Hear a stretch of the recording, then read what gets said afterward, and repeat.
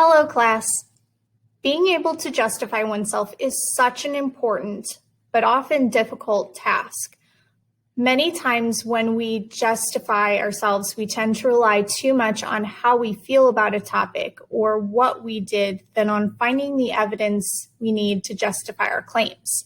We rely on anecdotes instead of data, one past experience instead of finding patterns in the general population. Or we just describe the steps that we took to complete a task instead of actually supporting what we did with research-based data. Imagine for a moment if your boss asked you and some of your coworkers to justify your new positions because of potential cutbacks. One of your colleagues turns in a well-thought-out list of things that they do on a daily basis. But you turn in a letter that includes the regulations that the company is meeting because of the tasks that you complete, which allows them to not be sued. Who's going to keep their job? Who sounds more knowledgeable about why they are an asset to the company?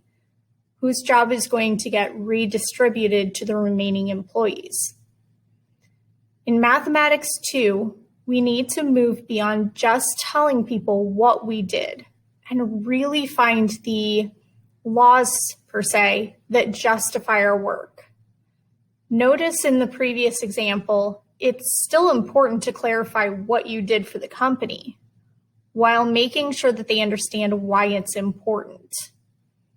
Today's big idea is going to be one way that we can format our explanations in order to ensure that we are providing justifications, not simply how we did something. Let's get started.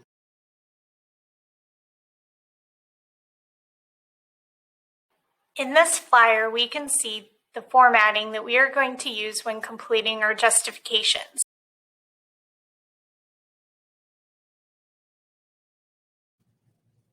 As you can see, we want to start our explanations by ensuring that we have actually answered the question that we are trying to answer.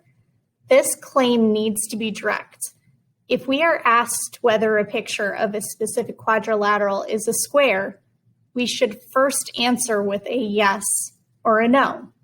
If we jump right into answering the question when we say it has 4 sides and 4 angles, the reader will be left wondering if that means that we have a square or not. Is that enough information to justify our claims or not?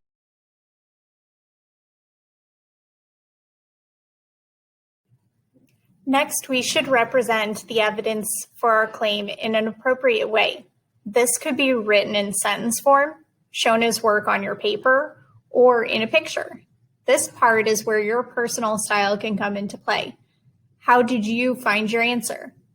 Like our workplace example, it is still important to show what you did. We just can't stop there.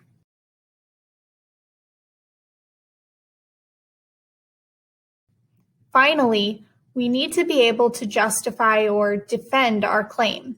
In mathematics, this is where you can use definitions, theorems, or properties in order to provide the laws that we are following to justify our claims.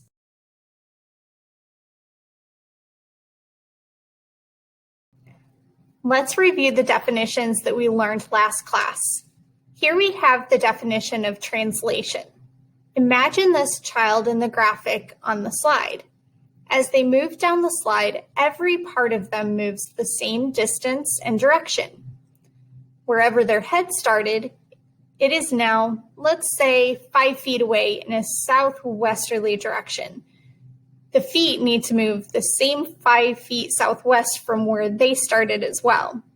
The child is also the same size and shape as they were when they started. Can you imagine if they weren't? When you're using this definition in your explanations, it is really important to provide evidence that this distance and direction is the same. If, on the other hand, you use the properties of translations, that orientation and distance between corresponding points are both preserved, then this is what you would need to provide as your evidence. In other words, draw or explain the work that you have done to make sure that the transformation we are using is actually a translation, not a reflection or a rotation.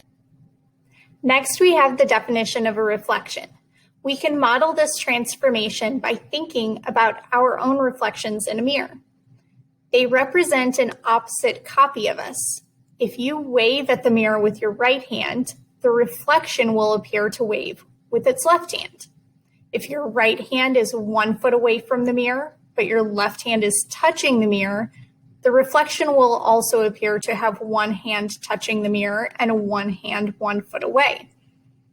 The mirror is what our image is being reflected over. In our class, we are going to be looking for a line of reflection where the corresponding points are going to be the same distance from this line. You will need to provide evidence of this if you want to cite the definition in your defense. You can, if you would rather, use the properties of reflections that orientation and distance between corresponding points are both changed. Then this is what we would need to provide as our evidence. In other words, draw or explain your work that you have done to make sure that the transformation we are using is actually a reflection, not a translation or a rotation this time. Finally, we have the definition of a rotation. We are modeling this transformation here with a windmill. Imagine if we took 2 pictures of this windmill as it was spinning.